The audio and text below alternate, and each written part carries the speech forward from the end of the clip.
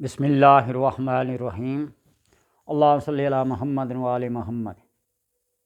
الصلاۃ والسلام علیکہ یا رسول اللہ و علی آلک و صحابک یا حبیب اللہ۔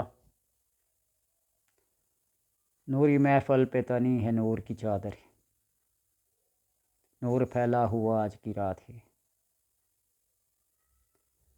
یہ اللہ تبارک و تعالیٰ اپنی رحمت کی، اپنی برکت کی چادر، اپنی ستاری اور غفاری کی چادر کے اندر ہر کلمہ گو کو اللہ نصیب کرے۔ اس رات میں اشراق الدرجات ایک کتاب ہے، اس میں یہ لکھا ہے کہ جو بندہ 14 رکعت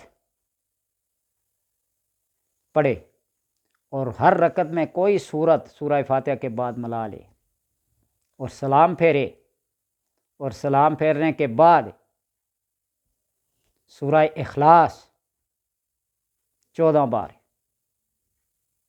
آیت الکرسی 1 بار، اور 1 بار یہ آیت کریمہ سورہ توبہ کی آخری آیات لَقَدْ جَاءَكُمْ رَسُولٌ مِّنْ أَنفُسِكُمْ عَزِيزٌ عَلَيْهِ مَا عَنِتُّمْ حَرِيصٌ عَلَيْكُمْ بِالْمُؤْمِنِينَ رَءُوفٌ رَحِيمٌ فَإِن تَوَلَّوْا فَقُلْ حَسْبِيَ اللَّهُ لَا إِلَٰهَ إِلَّا هُوَ عَلَيْهِ تَوَكَّلْتُ وَهُوَ رَبُّ الْعَرْشِ الْعَظِيمِ۔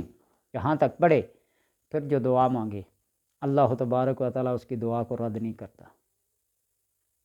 اور یہ جو سورہ توبہ کی آیت ہے، جن لوگوں نے اس کو پڑھا ہے، اس پہ عمل کیا ہے، آپ ان کی تاریخ اٹھا کے دیکھ لیں، اللہ تبارک و تعالیٰ ان لوگوں کو وہ درجات عطا کیے ہیں جو کسی اور کو نہیں ملے۔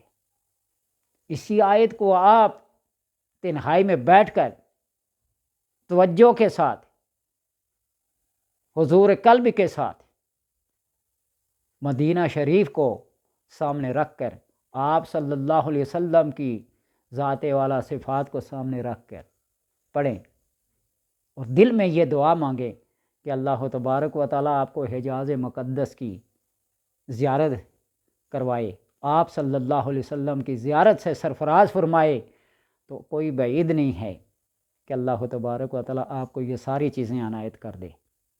یہ وہ مبارک آیت ہیں، یہ وہ مبارک اعمال ہیں جن کے اوپر بزرگان دین نے پابندی کر کے، محنت کر کے، اور محنت شاقہ کوئی عام نہیں،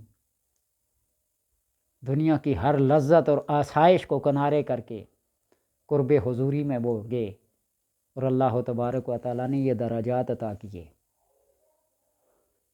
ہیں۔ ان کے تو الطاف شہیدی سب پر، تجھ سے کیا ضد تھی اگر تو کسی قابل ہوتا۔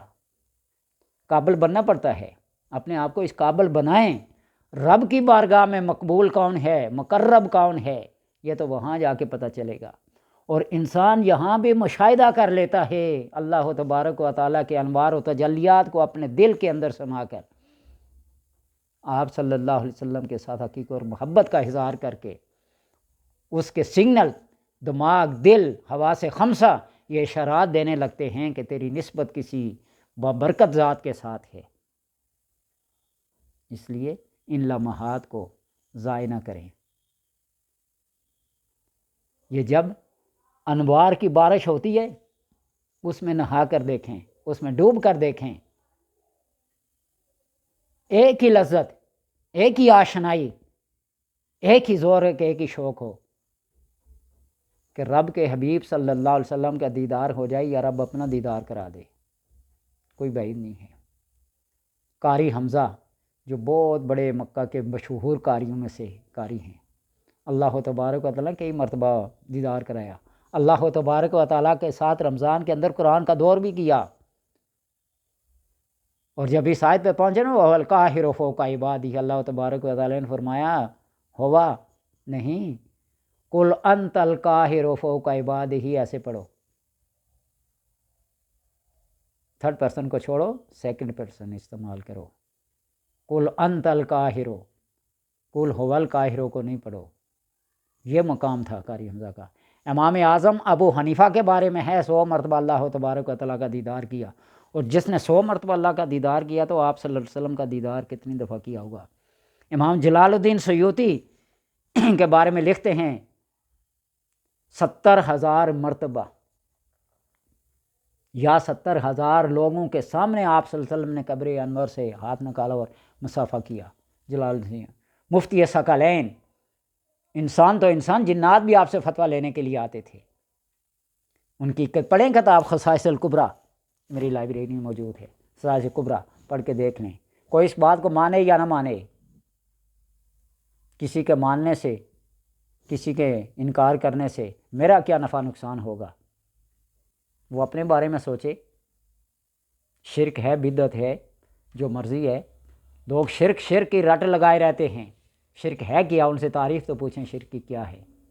شرک جلی تو سب جانتے ہیں، اللہ کے علاوہ کسی اور کے آگے جھکنا، معبود ماننا، یہ شرک جلی ہے. شرک خفی یہ ہے کہ اندھیری رات میں چٹیل چٹان پر چیونٹی چلے، جس طرح اس کے پاؤں کے نشان نظر نہیں آتے، اس طرح شرک خفی ہے. اس سے کون محفوظ ہے، مجھے یہ بات بتائیں. اس کی دوسری مثال حضرت ہے عمر رضی اللہ تعالیٰ عنہ فرماتے ہیں، میں ساری زندگی سود کے مسائل کو نہیں سمجھ سکا. یہ شرک، سود ایک ایسی چیز ہے جلی سے بچیں، خفی سے کوئی نہیں بچ سکتا. فتویٰ لگانے والے اور جن کے اوپر فتویٰ لگایا جاتا ہے، بچ کے دکھائیں ذرا. شرک جلی سب جانتے ہیں، اللہ کے علاوہ کسی کو معبود مانے، وہ شرک جلی ہے، کھلا شرک ہے. اور شرک خفی کی مثال یہ ہے جس طرح دے چکا ہوں. اندھیری رات میں چٹیل چٹان پر چیونٹی کے چلنے کی نہ آواز آتی ہے، نہ اس کے پاؤں نشان نظر آتے ہیں. اتنی باریکی کوئی بچ کے دکھائے. اللہ تبارک و تعالی دعا ہے کہ بس اپنے قرب میں رکھے، اپنی نسبتوں کو قائم رکھنے کی اللہ تبارک و تعالی توفیق دے. وما علینا الا البلاغ.